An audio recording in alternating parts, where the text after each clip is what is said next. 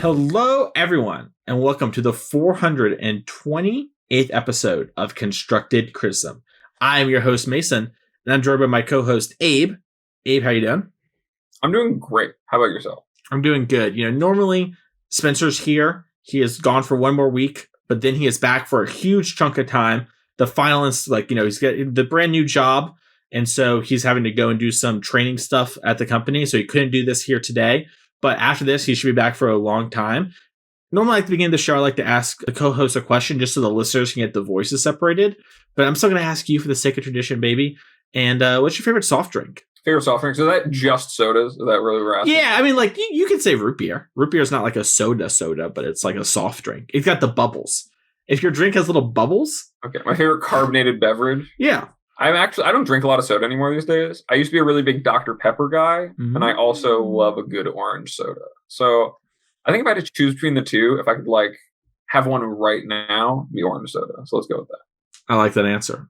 Dr. Pepper's got 23 flavors. Spencer is gone, but we do have a special guest this week again, Abe. We have Jesse Robkin from the NRG series, the point leader for season 2, and I believe the number 1 of the year right now, as well as she is guesting on the show to talk to you about improving in Magic, and as well as the BNR. So we're going to be sure to talk about that exciting news later in the episode with her. It's going to be super fun. But first, Abe, we need to do always improving.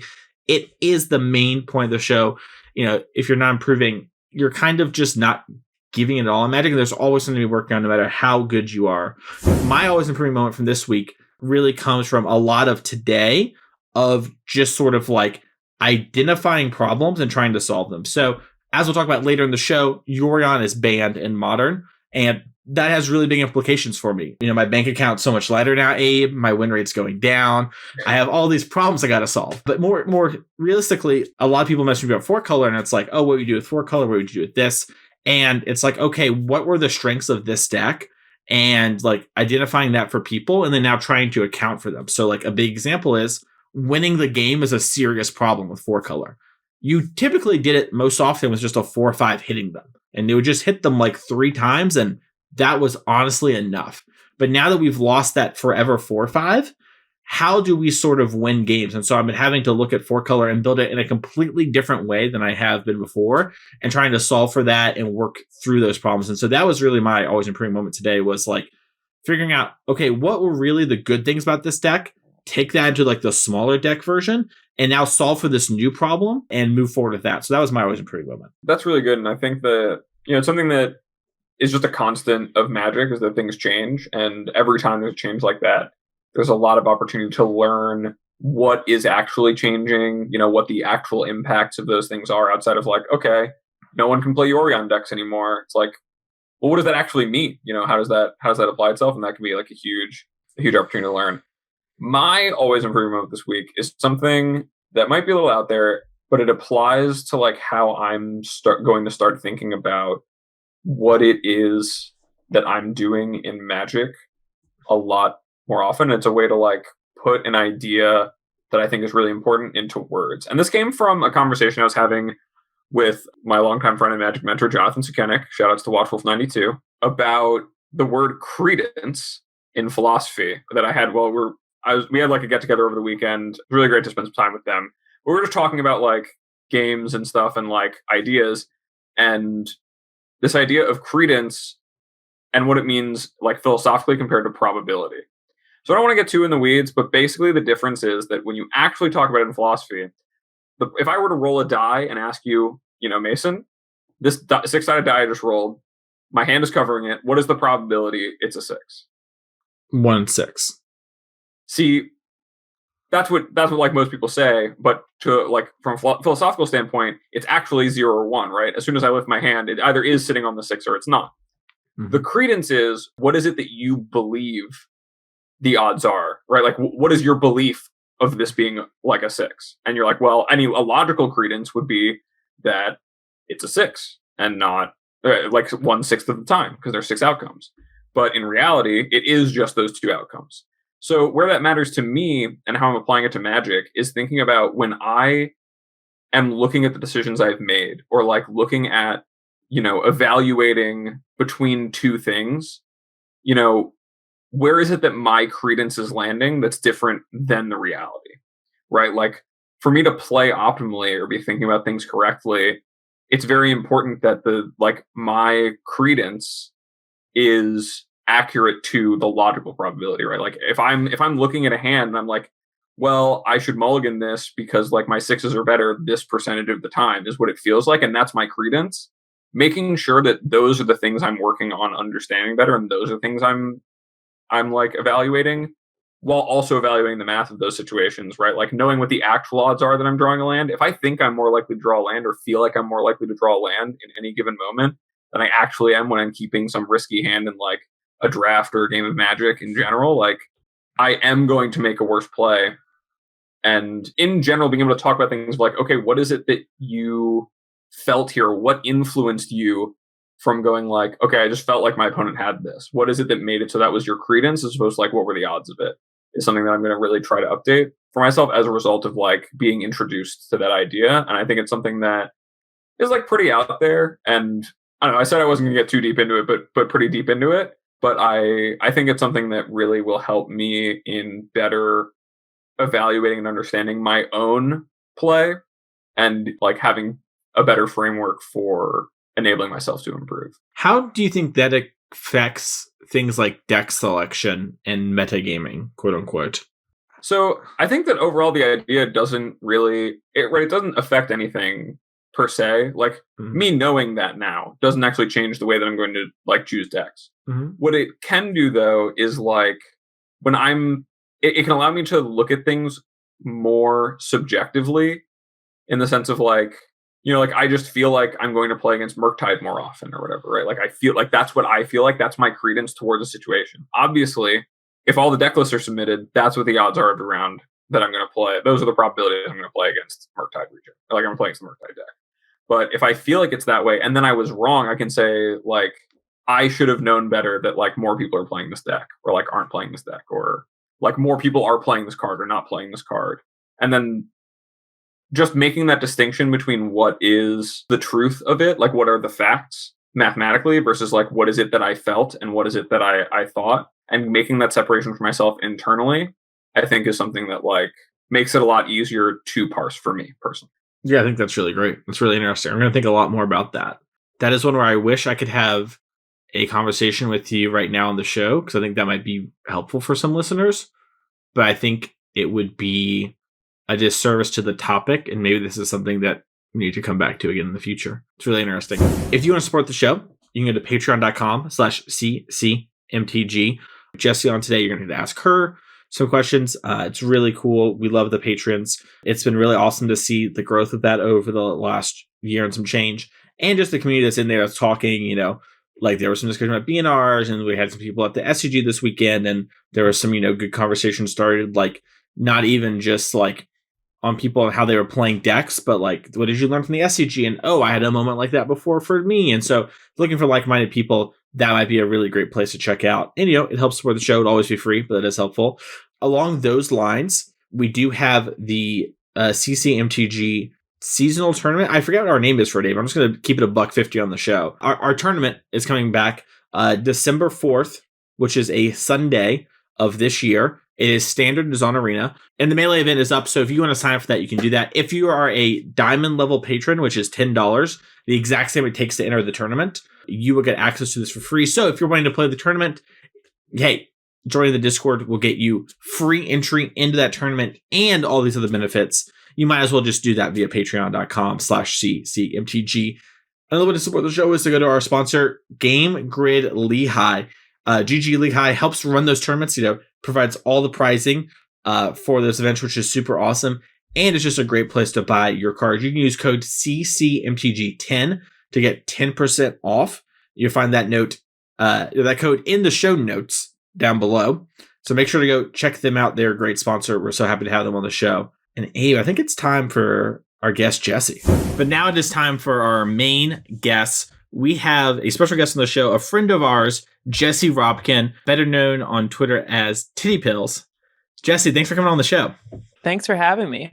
So, Jesse, if you're someone who is maybe doesn't on social media a bunch and like, you know, like they're kind of getting back into Magic, how would they know who you are and like kind of who are you in Magic? What do you do? Who am I? That's a great like philosophical question. I would say I'm most known for the contributions I've made to the Underworld Reach combo stratagem in Modern. In March, I top aided a SCG 5K with, at the time, Is It Breach, and afterwards wrote a rather lengthy deck guide on the deck that got posted on TCG Player, and basically led to the deck being a more mainstream deck, especially as we made it through the summer, and then notable SCG grinders Ross Merriam and Corey Baumeister picked up the deck and iterated on it. Basically, that the start of that whole thing in a lot of ways was that top 8 in Indianapolis. Other than that, you might have seen me at the top of the NRG leaderboard for season 2. And apart from that, I write for Tolarian Community College, so sometimes you may see my name at the end of videos there. And starting tomorrow, I am officially a regular contributor for Channel Fireball. Yeah, my article it's a deck guide for mono white humans in Pioneer, which I top aided an NRG recently with, is my first article, but I'll be writing roughly once a week for them going forward, which is very exciting to me. Yeah, those are the main places, I would say. Awesome. So when did you start playing Magic? I started the very first time I played Magic was when I was 7 or 8 or something. My older brother played a lot when he was in high school. He played competitively. He introduced me to the game along with my dad, who started playing back in the 90s. I grew up in Seattle, so, local situation.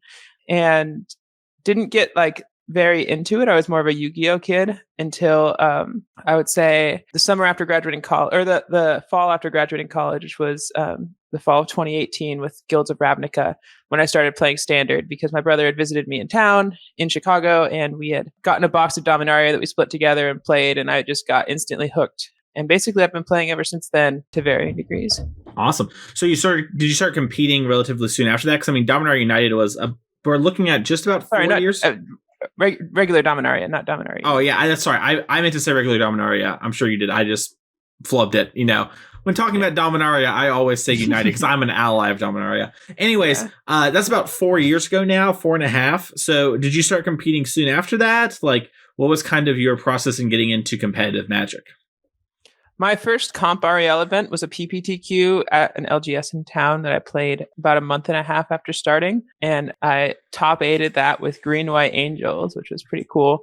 And definitely sparked my excitement for playing the game at a more competitive level. And then I didn't play in another Comp REL event until about a year later at an SCG Indianapolis in 2019. But leading up until that, I played a ton at LGSs around Chicago. There's a few fairly large ones in Chicago, so I would play 3 nights a week basically, and that was my primary competitive outlet for a while. Well, that's exciting. So that's a pretty big sort of jump when it comes to playing Magic. It's a pretty short time frame when you think about it, but it's extra short when you think about COVID, right? There just wasn't competitive Magic in a real way for about let's say 2 years for the sake of conversation.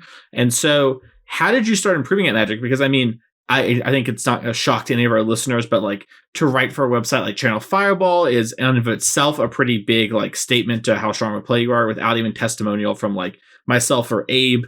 For listeners, you and I work together, I would say, on a lot of things really closely. I was going so far to say we talk a couple times a week about strategy and that sort of thing, especially if an event's coming up even more. Obviously, that's really strong. As long as the NRG leaderboard, right, like you mentioned and kind of alluded to at the start of the show, you completely crushed the season 2 and locked up their essentially Players Championship if players are used to the Star City Games format. How did you really start improving at Magic and kind of have this sort of burst at getting better at the game in such a small time frame? I would say the on-ramp started literally the first event I went to at that LGS back in 2018. I played in a Guilds of Ravnica pre-release, and I got the Boros pre-con, or the Boros whatever, the pre-release kit. And then week 1 I brought a Boros equipment deck that was totally unplayable to the standard thing, and then the next week I brought a Boros mentor deck. I had figured out the synergy involved with the mentor mechanic. Week 3 I brought Boros Angels because I was like, oh, this is like the like hot version of like this color combo. And then by the time the PPTQ rolled around, I was on Selesnya Angels, which was like by far the better choice of those. But honestly, all that is to say, like, I'm a very fast learner. And so I have a tendency to not make the same mistake twice and to like, I'm pretty observant. So I pay attention to things that are going wrong. So from like, let's say like the start of events coming back after the onset of the pandemic, I played in the NRG tournaments around this time last year. And I was always X2, X3, just missing top 8. And I was getting somewhat frustrated by it. And basically I started to like pay attention to when I was losing and like why I was losing. And I started saying something I specifically noticed was I kept losing to like the same thing every time, which was my opponent doing something or playing a card or making a play that I hadn't considered before that completely caught me off guard and would beat me. Like I would like counter like a Fury that didn't matter against a 4-color player and then pass the turn with just Dovin's Veto up, and then they Emrakul me, and I'm like, oh, I didn't even think, like, this was before I was like introduced to like Emrakul as like a sideboard card out of 4-color, and just like lots of plays like that, or like the first time I got Pithy Needled off an Urza Saga, like these things would happen that would completely blow me out. I would lose the game, and I started to notice that like more than half the time I was losing, it was to this type of stuff, and so I made a goal around this time last year that I was going to start, like, I was going to stop. I was like, I will never lose to the same thing twice. That was like a goal that I set for myself. And so these days when I lose, it's mostly due to like variance and occasionally to, that sounds very like, you know, whatever, but like I don't lose to things I haven't considered very often anymore. It still does happen sometimes, but like I lose to just bad matchup, variance, or just an opponent purely like outplaying me. Not often to like just a total blowout of something I hadn't thought about. So that was like sort of the big change. Also, the people I was surrounded with. So like when I started to get to know you, Mason, there was like, I remember you told me 2 things that really, well, there's one specific one that really stuck out of like, I asked you what you've noticed me do wrong when you watch me play. And I was like, you can like be as harsh as you want. And you said to slow down and to like think through my plays. Cause like oftentimes I would like immediately go to like play a turn and do something and then be like, oh, I should have done that, but I've already done the other thing. And you said like you tend to find the right play after you've already made a play. And if you take extra time to just stop and think about what you're doing, you would find yourself doing a lot better. And so I took that to heart. And there's like a specific example you gave of like one time I thought for like 30 seconds on a turn and then I typed in the like Moto chat, sorry, thinking. When like 30 seconds is a totally normal amount of time to like think about a turn. So yeah, that's a big thing too, is just like really like being intentional about what I was doing and not just like doing the first play that popped into my head. That is really big. It is funny. I remember that scenario. I did not know how much that one had stuck out to you. I don't think we had ever talked about that. The one that I remember is we were playing, I think it was actually our first time hanging out in Discord together, and I was playing Money Pile and you went into like E-Witness Bolt something. And I was like, oh no, I have bigger plans for that, you know? And you were like, oh, and it just like, you had obviously thought about like not playing your cards at that time before, but the idea that like, oh, this is so much value, you pull so far ahead. And I was like, no, we can like fall behind a little bit. There are bigger and better things I could be doing with this. I remember Definitely. That's one of the ones I remember you picking. Well, it's the first thing I remember you picking up and just immediately applying. And I've seen you do it over and over and over again. But that is one of the ones that really sticks out to me. The like idea that like your cards can like juicing the absolute most value or the most, like making your cards do the absolute most that they can when you can afford to do so. And which is, I think, a very like limited mindset, like limited the format, not limited the size of your brain. But yeah, like just making sure that like you're not just like trading your cards one for one if you have the opportunity to like do more out of them. That's something too that definitely improved my game. Abe, do you remember when you first started like these sort of moments of like understanding that like, hey, there are like deeper things than just using my mana and like making profitable trades or whatever? For me, it's very different because like the time where I really started to improve the most was at a time where it was actually because of the cards Jackson Probe and Standard. Through not only playing my side of every game I was playing, but through playing, like at that time, like you'd see your opponent's hand and I'd write it all down and be like, okay, I just know what my opponent's script is for the next like 5 turns because it's Standard and like the card's just more expensive. It's not all going to happen all at once. And then like watching someone who was actually good, like use that information and then like deviate from it. It's like, why didn't they just cast like Restoration Angel at the end of the turn? It's like, oh, because 5 turns later, this Restoration Angel that pinched my mana leak for like this long. It's like, oh, you can just like the game is a bigger picture at like a lot of times. And like, you know, like they were planning out every interaction every exchange they were trying to have instead of just like doing that. And emulating that was something that really helped me like at that time go from a level of someone who would like, oh, you know, I'd like you were saying, where you'd like 5-2 or 5-3, like some large event and be like, I did pretty well. And like, you know, maybe I could have done better if I was a little luckier, but like there has to be more to it than that. And like finding the room for that personally was something that like was game changing. Especially another thing that happened to me around that time was reading Next Level Magic. I don't know if you've ever read it, Jesse. It's basically just a really long Patrick Chapin article, but something that he says, and I think it's like a really good book if you want to try to improve Magic, that is really echoed by your sentiment, is like 99% of the game, or whatever, like 95% at the very highest level, is actually just played above the board, right? Like it's just the cards that you're dealt and making sure you're making the right exchanges and really focusing on using your cards well. Like your technical play matters so much more than the mind tricks, you know, like what playmat am I using? Like the Hallowed Fountain playmat with my mono red deck, or like, you know, like dropping a Rhino token on the table when I'm playing Hammer or whatever. Like things like that are just bringing so your much attraction sideboard. Yeah, exactly. Like they're so much less important than playing the games as well as you can, and focusing all of your energy on the games is how you really improve. And so like to hear that is what you attribute, you know, this like a very, very impressive, not only season, but like to accomplish what you have and get to the place that you're at in Magic within, you know, only seriously like 4 years, with 2 of them pandemic years. Like the fact that so much of your mental energy has been focused on like just the gameplay really adds up to me.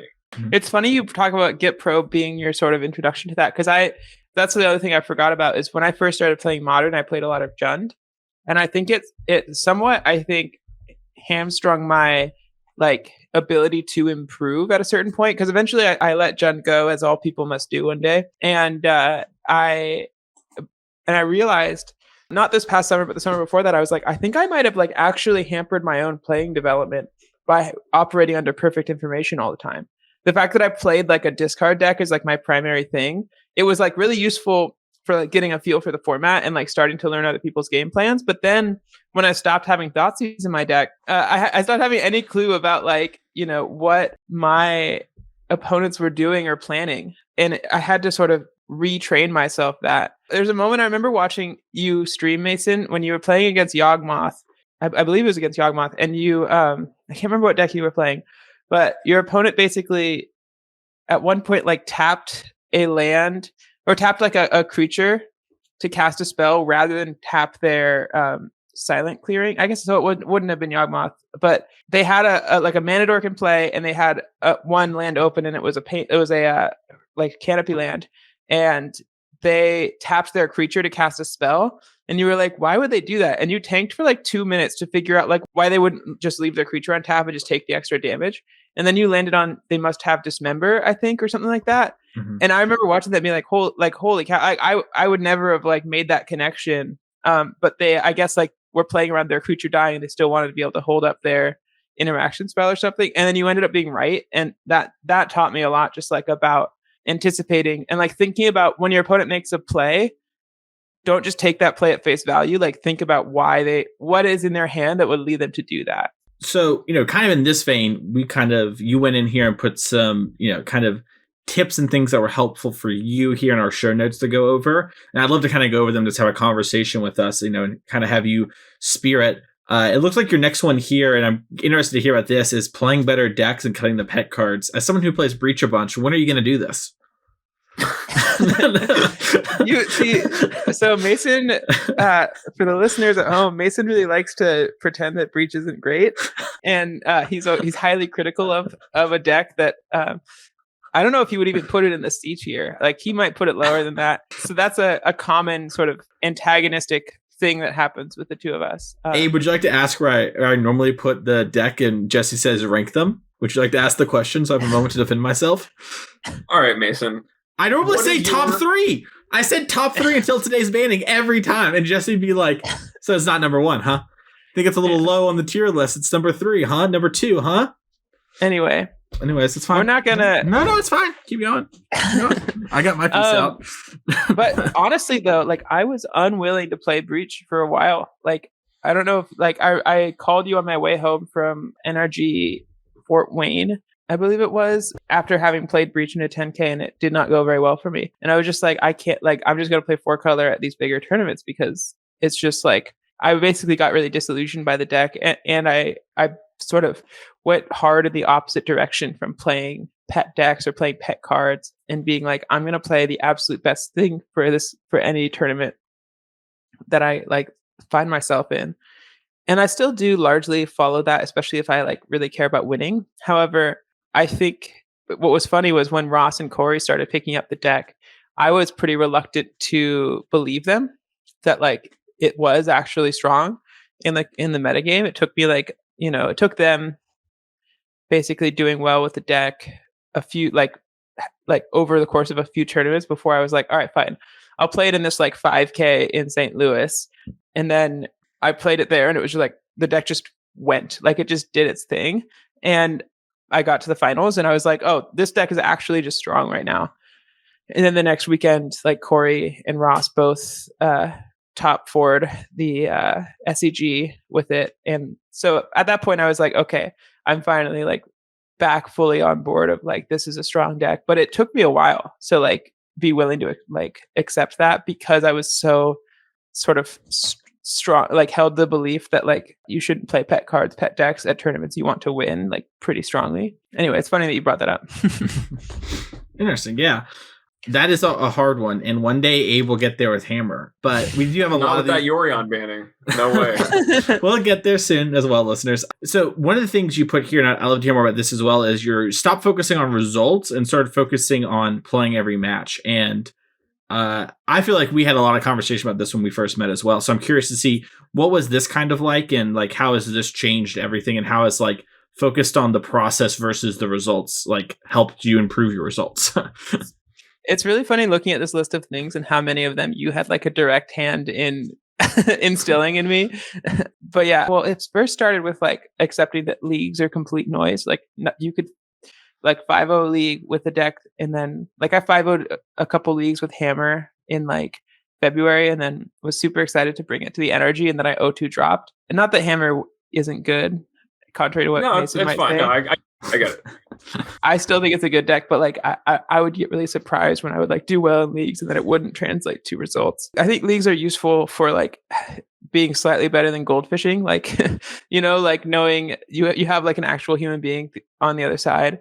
Like that's what they are valuable for. But in terms of like actually assigning, like I would happily register a deck I 2-3 with in a league if the deck felt like it was powerful, and you know what I mean? So that was a big one. And then the sort of next step beyond that was accepting that like sometimes tournaments just don't go your way. You like lose the matchup lottery, and you like, or you make a stupid play, or really anything. And like if you play well and you lose, that's a positive outcome. Whereas if you don't play well and you win, don't let yourself get tricked into thinking it doesn't matter, like, so that was a big one for me. It was just like starting to like become a lot more zen about any given tournament result. Sort of ironically coincided with my tournament results becoming really good, but like, it doesn't faze me if I lose or win. I'm just like, that's not what matters. What matters is like the circumstances I could control. And I've gotten a lot better at controlling the vast majority of the circumstances I can't control. Abe, was that something, because I feel like that's something you're really good at too, right? It's kind of like, it is what it is, right? Like, sometimes you're going to go to the tournament and you're going to get like 9th on breakers, and sometimes you're going to win the tournament, and sometimes you're going to 4-4, and like, there's all these things, but the tournament is what the tournament is. Was there anything that kind of helped you sort of get over that hump as well and kind of get to the same spot Jesse's talking about? Because, I mean, correct me if I'm wrong, but I feel like you two are very much aligned in that. For me, it was actually, like, oddly enough, just learning about traditional stoicism in a philosophy class I took at community college, where I was like, they're like, yeah, like, it was just the entire idea and philosophy of like, yeah, you should just focus all of your energy things you can control. Like, you can frame things a lot like yourself to like try to minimize the amount of like the goal for stoicism is like you should be trying to minimize the amount that your negative emotions control you, and that like there's a bunch of tactics about like people say it's like to not feel anything. It's like no, like it's to control your emotional responses to the things that are negative. And so like for me it was like, oh, if I just like never tilted, I would be a better Magic player, because this is how I thought about everything back then when I was like out of high school and like in community college playing a bunch of Magic all the time was that. And so I was like, okay, I'm just going to like spend all of my energy in the same vein of like I'm going to focus on my technical play. I'm going to focus on things I can control like down to the T, and like that's where I'm going to agonize. And then like that process is what's going to lead to me having results. And if I'm obsessing over the results or whatever, I'm just never going to like get that. And so I think that just in general, because of the fact that each match of Magic is independent from one another, right? Like me winning 2-0 over like someone in a league, or like me winning 10 matches in a row in Magic Online does not mean I'm going to then continue and win like 10 more matches in a row. It's like, no, each of those matches are just independent data points. And ultimately, what matters is focusing on what you can control so that you can have those outcomes. Like, I think Haynes said it best of like, every time he sits down at a match, he thinks about it as like the most likely outcome of the match is that I will win. And my job is to like do what I can to manifest that reality. And that outlook is one that like really makes it easier to divorce yourself from the result, because you're just thinking about how do I win this game. Mm-hmm. And that wins a lot more games than thinking of like, oh yeah, I'm like running hot, you know. Mm-hmm. It's just more valuable for your results. That's so badass. Yeah. The most likely outcome is that I'm gonna win. Yeah, Haynes a real one. Yeah, if you haven't heard the Hayne episode, you should definitely go and check that one out. It is definitely one of the interesting interviews we've had in a good way. There are a lot of things like that are really cool. But yeah, I really like this point. I think it really kind of in a lot of ways, I think all these really kind of go to the always improving mindset, which is something we really talk about on this show a lot, Jesse, is that, you know, there's something you can always be working on in Magic, you can always be getting better at. And I think a lot of these are like you having your always improving segment of the show distilled down into these like kind of key points for listeners and us going over them. And I think that's really great for listeners, especially when they see it in action. But we still have a couple more. I want to talk about this next one here, which is a little bit out of order for you, but you put your mental game there. And I think this kind of goes straight into the stoicism. What do you mean by that? Because you put refocusing between rounds. And so I'm kind of curious, like, what does this mean? I think that, like, no exaggeration, my mental game is the primary contributor to why I've like had a pretty good summer results wise. I think that it's the thing that puts me like a level above most of the other players in the room, where like between each round, I take time to stop. I literally will like put my head down in my arms and just like close my eyes and like breathe and count to 10 and try to focus on nothing but the number in my head of what number I'm on. And if I like catch myself, my mind wandering, I like bring it back and then I repeat the number I was on. I don't let myself skip it. And then when I get to 10, I open my eyes and all of a sudden I see the room clearer and I just like, my brain is clearer. And so it's literally like mindfulness or like meditation between rounds. I used to do it like a lot more religiously. Now I don't have to as much, but that was something I did a lot to just make sure that I'm not letting myself, if I'm like doing poorly, letting that get to me. And then if I'm doing like well, I also don't let that get to me. I sit down at my next round. What matters is that I'm like taking each card as they come and I'm really like in the moment. And I think that a lot of players would benefit from not like, for instance, tweeting out their record every single time, you know, they have they play a match. It's like, oh, I'm 4-1. Oh, now I'm 4-2. Ah, dang, you know, like don't do that. And like, be careful about how much time you're spending just like between rounds, like talking about your last match and like how, oh man, I got so unlucky, or oh man, like I had such a great play or whatever. It's fine to do some of that, but just like be aware of like where it's sending your brain as you are sort of engaging in that kind of mid-round discussion and stuff like that. And think about like, as you're sitting down for your next match, are you grounded and level again? Like staying completely level emotionally is the most important thing, I think, about like making sure that you're making the optimal plays most often. The last one here is kind of, I got a lot of stuff that kind of encapsulates down to spending time thinking. And what exactly are you talking about when you're doing that? I know you mentioned earlier in the show how we had a conversation. I said you just need to slow down.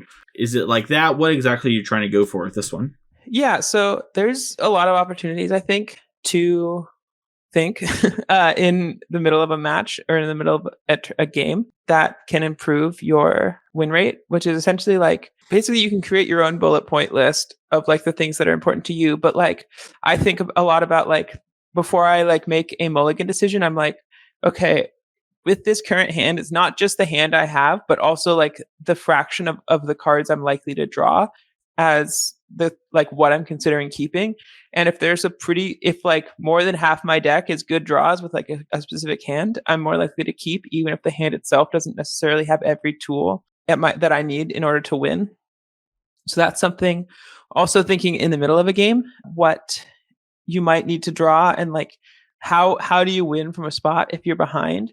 I had someone in the like person who runs the feature matches for NRG, like the person who's like at the table with us. She was saying, she said to me after a match one time that she was like very impressed. She was always very impressed by like how much I never seem to be totally out of it. Like I am like my ability to like come back from behind and things like that. And a part of that is just like a pretty strong understanding of like what are the cards in my deck that will move this game back in my favor, and how do I position myself so that if I draw those cards, I win?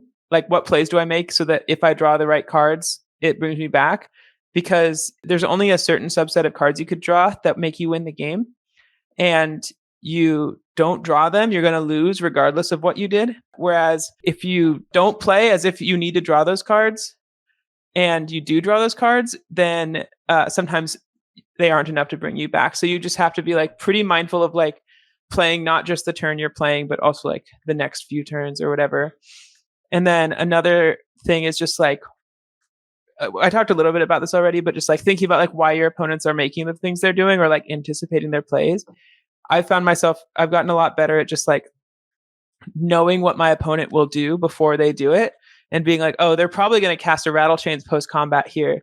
Or like, oh, this is like very likely a like Curious Obsession turn or whatever. Then thinking specifically about a very specific match I played in at an energy in the top 8 against Mono Blue Spirits. But you know, any number of things like that. Like another thing is just like asking yourself the question of like, this is a classic sort of trio of questions, but how do you win from here? How do you lose from here? And then like just what is your opponent like? And then asking those questions for your opponent, like what are they thinking about? What are they planning to do with their turn, basically? So those are like the big ones.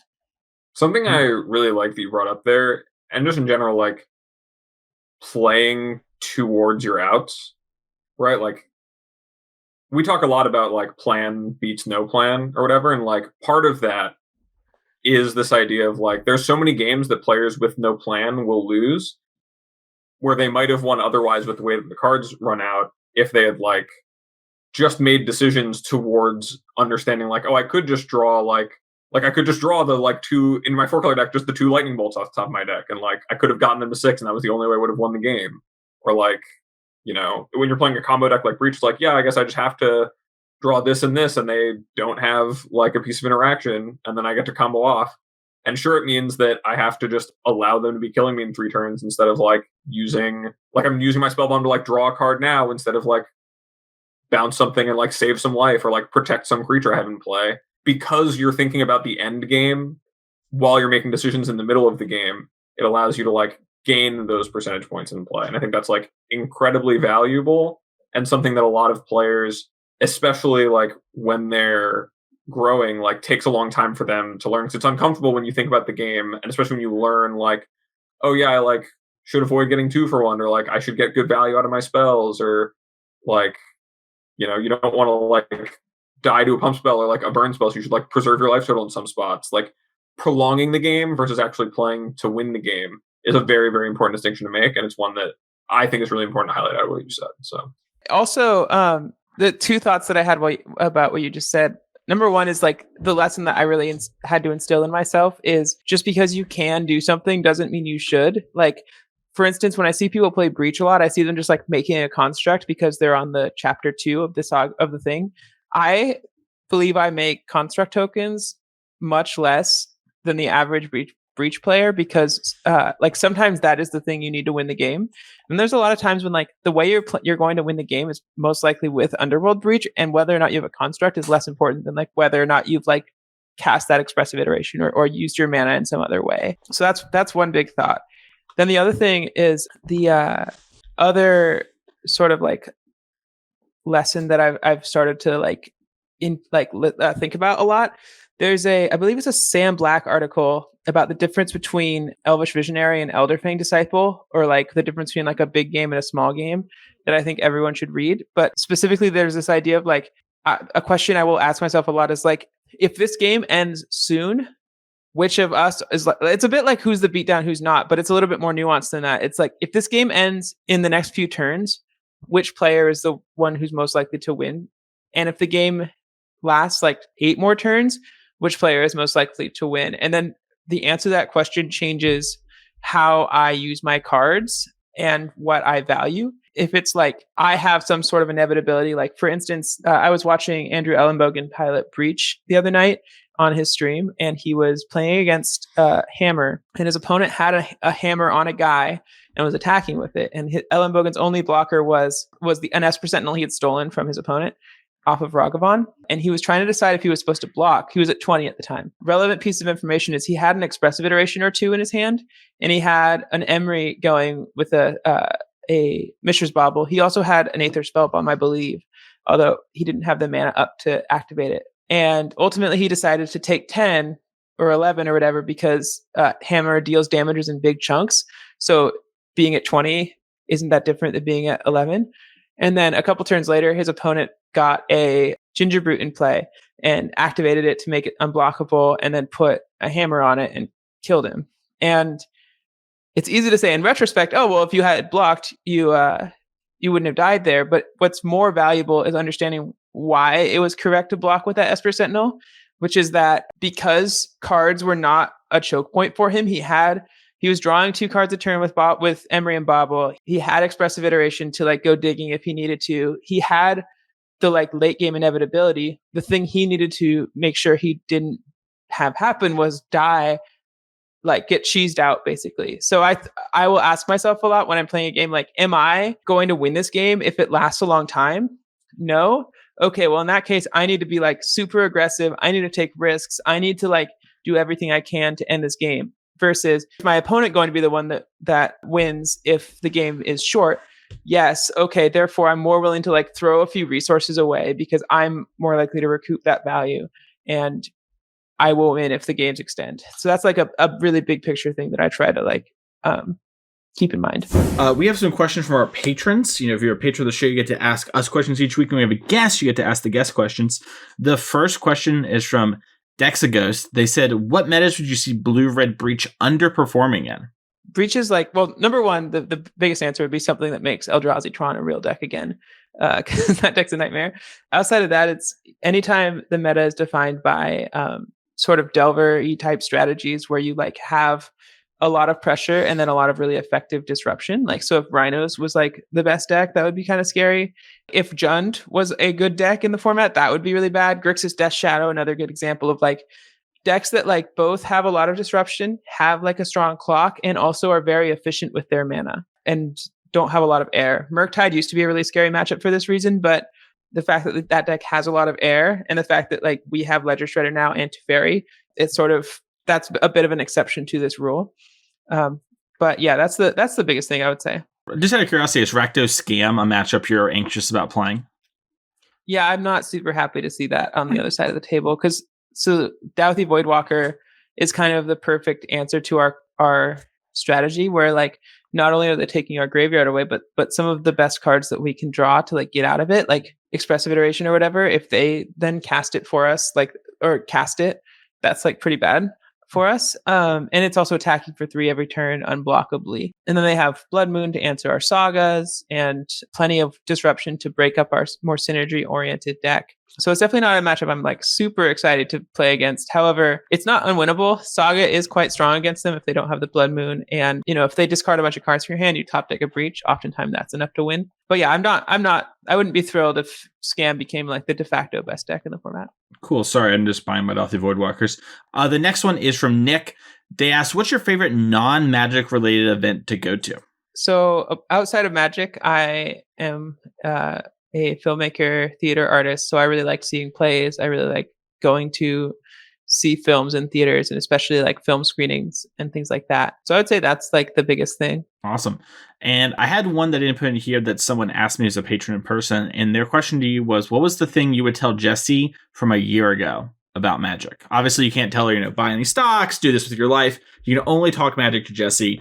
You have 30 seconds. What do you tell past Jesse? I would tell her to slow down, think through her stuff, and don't stress so much about the top 8s you miss, or like think more about how you can controlling what you can control. Basically, I think that's the biggest thing. Awesome. Well, it was great to have you on the show today, Jesse. We're going to have you here for our little YouTube question that we have each week as well. But I did want to have, a proper send off. I think it was a great episode, and I hope that these little tips and things you talked about are going to be applicable and are things that if listeners haven't already thought of, they can apply to their game. And if maybe this is something they've been working on, we're thinking that they're pretty good at, this was helpful for kind of reinforcing those things. We're helping them go that little last bit of the distance. So thank you for coming on the show to talk about those sort of things. Thanks so much for having me. Of course. So the elephant in the room, the thing we waited until the end of the episode to talk about, we wanted to have Jesse on here as well, since Jesse does play so much Modern and is so in tune with the format, is today there was a BNR announcement. And the BNR announcement was 2 things. We had a Meathook Massacre banned in Standard, which I'm sure we will cover in greater detail later. I think the general consensus is that something had to go from Black, and this is a pretty reasonable thing to go, especially given its price. And second, in Modern, we lost Yorion the Sky Nomad. Abe, we really got, as you put it, the buzzer beater. We had our 4-color episode last week, Jesse. We finally did it. So we really did a great job of timing that episode. It's a good thing we did not swap the orders. Thank you, yeah. I'll just take the lead on the Yorion thing for a second, and then I'll throw it to y'all because, I talked to both y'all a bunch about Magic, and I'm sure you know a bunch of these things, but the Yorion ban does dramatically affect the 4-color decks. I know there's a lot of conversation right now on Twitter about, is 4-color still a deck? Is it not? I believe that it is still a deck. I do think that the inevitability that you had with Yorion and the ability to catch back up in card advantage or drown your opponent in card advantage is no longer there, nor is the ability to have this 4/5 that you just kill your opponent with. I've talked on the show a lot in passing. I mentioned it last week, and I've talked about it a bunch in coaching. But essentially, 4-color became a Delver deck at a certain point, where somewhere along the line, you put the Yorion in your hand, and you just had so many kill spells that you would just kill your opponent with a 4/5 over 3 turns. And that's basically what happened. Your opponents would fetch Shock a bunch because there's no reason. You're a control deck. Just cast their spells. And then the 4/5 mattered. So literally, if we had a free 4/5 flyer that I could have in my 8th zone every game, I would gladly play that card. I think the deck would be amazing. As is, we have to solve for that problem, and it's going to be an interesting problem to solve for. I open the floor up to y'all. Abe, what do you think about the BNR and everything? What do you think about that sort of stuff? And how do you think Modern moves from this point onward? Yeah, I think, and I was actually talking to you about this when they first announced that there was going to be a BNR, about why, and I've talked about this on Twitter, but it's been something that really interests me because I think it's something the Magic community as a whole has not found a good way to put into words or quantify. But there's a real value that is gained in a large trade-off for consistency from going 60 to 80 cards. And Yorion is such a superb payoff for doing this, where you have access to a larger finite resource pool of I can just play not only can I fetch all of my fetchable lands I need so my mana base works way more often when I have heavy amounts of fetches, I also get to have as many copies as I want of a lot of my most important cards. So the redundancy I have on them, or the ability I have to assemble an end game involving them, is much more difficult for my opponent to disrupt. And I think that what we'll see in the coming weeks and months, as people try to fill the void of what does 4-color look like without a card like Yorion, is that not only is it like, okay, yeah, being able to not worry about like what your win condition is outside of Omna. If Yorion was just like Field of the Dead, right? This like unbeatable inevitability engine, or like you replace with like I'll play like Scape Shift and Dryad or something, right? You find some other kill condition that is very, very compact on your card quantity.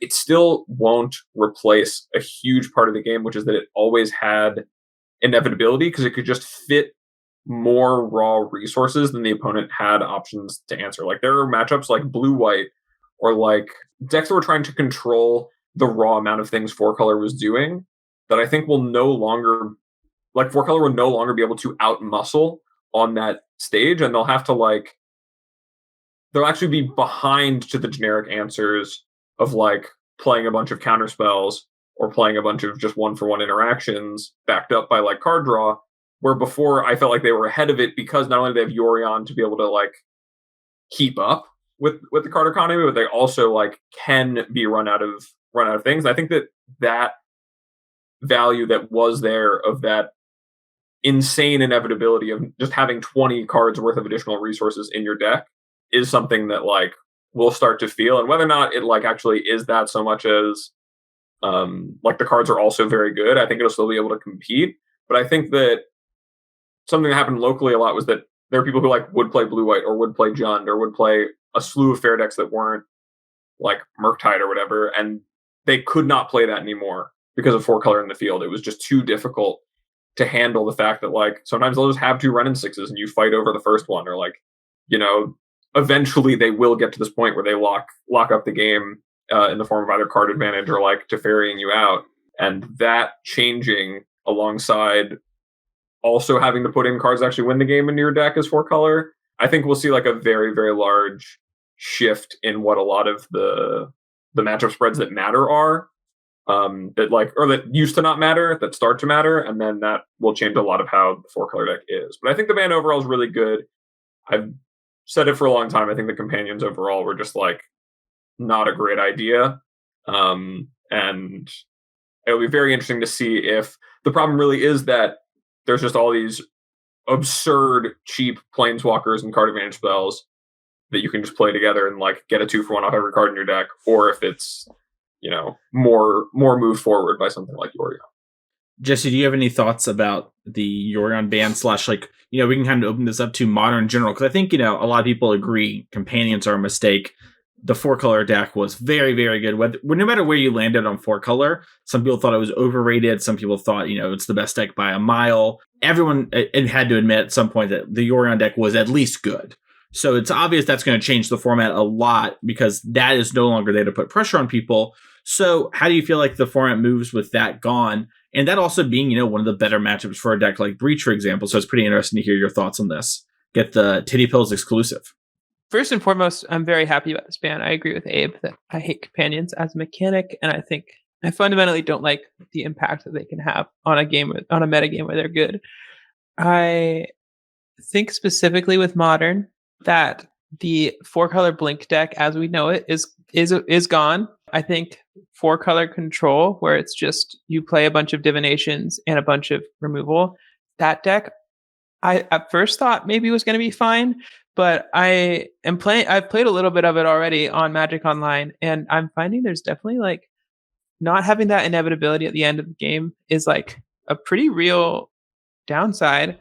You flood more, and just having an Omnath in play is less impactful, and it's harder to like actually win the game, and it's harder to like sort of like if your opponent has a bunch of stuff going on, it's a lot harder to answer all those things I found. And so because of that, I do think like a Four Color deck is still going to be good. Renin-6 is still the most powerful card in Modern. Like Omnath is still a really strong card. Express Federation. These things are all good still. I just am not sure it's going to look the way that we think it's going to look. I think Abe, you brought up the idea of like a Scape Shift, Bring to Light deck. I think that has a lot of potential.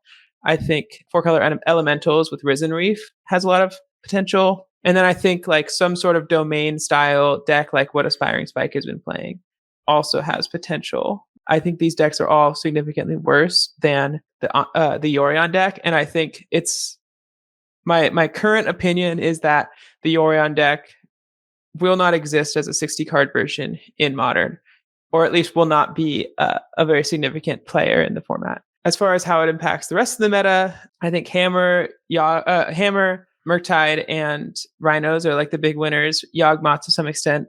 And I think Living End gets worse. I think Blue-White Control, which is a baby of mine, is officially a reasonable choice, at least for the foreseeable future. And I'm thinking specifically like a Chalice main deck version of the deck. I think Chalice of the Void is probably pretty good right now. And as far as Breach goes, yes, Blink was like a positive matchup. I don't think it was as good as like Ross and Corey say it is, but it was like I was never super excited when I was sitting across Yorion. I felt like I was likely to win, or I was like technically more likely to win than lose, but those games are so difficult to navigate, and you have to play really well against them in a way that you don't necessarily have to against some of the other decks in the format. So I'm going to be excited to not play against them in future tournaments. Also, the decks that I mentioned, like Hammer and Murktide becoming stronger, is really good for Breach right now, is my opinion. So I think that like if you rated the ban on a scale of 0 to 10 in terms of how much it impacted Breach, where like 0's like it's a negative thing, 10 is like it's a positive thing, and 5 is like no change, I would put this at like a 6 or a 7.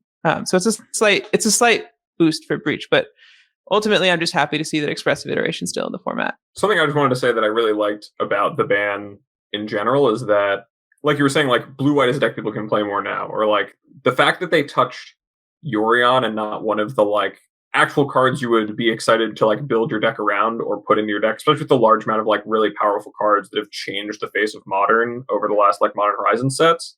Like you can still, like if you're playing Blue-White, like you still have Solitude. The most important like interactive pillars in the format are still the same. The rules of engagement are still the same outside of whatever Yorion provided. And I think that if you're someone who's thinking about this ban, like, and you don't know how it really affects you for Yorion to go, I would say that all it actually does is just remove your 4-color matchup from the format, and like you can still play all those powerful cards. They're still the same kind of strategy that 4-color was playing. You just might find it better to use different tools, or like you have to make different trade-offs and sacrifices because your deck's going to be a little worse. But you can still do all the things, and for a lot of decks, nothing really changes foundationally because your matchup against something isn't really changing. It's just that this matchup no longer exists very cleanly. Like I'll still be worried about the Blue-White matchup as Hammer. Like the beating Solitude and beating those interactive spells is still important, or like beating Rhinos is still important. They're still going to be doing their thing, but not to the degree of like normally there's a ban where it's like, okay, well now this strategy is like the new thing on top because all of the same players are still like very relevant in the format. Yeah, I think that leads perfectly where I was going to say before, which is some of the things I'm most excited about are the things that 4-color has completely invalidated that I think have legs. So like in going in reverse order of like most extreme to most reasonable, like something like Teamer Reclamation or 4-color Reclamation is something I'm like very interested in doing. And like that is something I'm going to do like when we are done recording here, probably, where it's like trying to do something that's so over the top, but was so weak against what 4-color is doing for so many reasons, from to Fairy 3 to Endings to Bindings. It was just counterspell. It was too much to try and do something like that. And it wasn't worth the squeeze, but like now there's some room in there. And then there are things like, I actually think, and this is like the thing I get laughed at a bunch for saying, but I think the Gruul midrange deck is like actually very good in Modern and has been for a while, but just there was no point in playing it because it was like this weird value deck and it was not as good as 4-color. And so Gruul with like the Devoted Jury combo in it is like, I think actually good. So that's like another thing. But then there are some more reasonable choices. Like I think Rakdos Scam was one of the biggest winners today. I think that deck just fundamentally lined up so poorly against 4-color that a lot of the reason we saw Scam do well is because 4-color went on a decline, because 4-color players started inbreeding for the Mirror a bunch. Other decks started rising up like Indomitable Creativity and Breach that put the 4-color deck more in place. And since those things were happening, Scam was able to go up. And with nothing like that in the format, and you can just be this deck that like gets underneath somebody, disrupts them, and kills them really quickly, I think that's really strong. So stuff like that, and Jun's like the Saga deck we saw Sol Maka get second and lose to a Handsome Gentleman at DreamHack Dallas with, I think that's another one that's like, oh, this is like really good, it interacts and it can go long, but it was totally invalidated by 4-color. In the same way where y'all mentioned how typically and abandoning the rules of engagement change a lot. And as such, it's like, well, yeah, that's how things used to be. But now we're like living in this world. It's like a different world, but we still need to beat the same threats and the same answer cards. And a lot of those decks just could not beat the answer density that 4-color had in combination with a Yorion. So I am very intrigued to see what happens with that. And I think people are, not to say y'all are, but I think a lot of people on Twitter are underestimating how much those decks could become players in the format and how much things shift. If Rakdos Scam or Jund decks become viable, the types of decks around that change dramatically in the format. Where like Indomitable Creativity probably does not succeed in a world where like, Scam is like one of the best, if not the best deck, and vice versa. Not to even mention Creativity losing 4-color is a good matchup. So super exciting. I am personally so excited to listen to some of our favorite podcasts on, of our friends of the show, like Dominari's Judgment Game Podcast. I'm really excited to hear their episodes this week. Hopefully this band conversation was good enough for y'all. We know that it wasn't as probably long as the other ones you heard, but also, variety is the spice of life. If you want to find Abe, where can they go, Abe?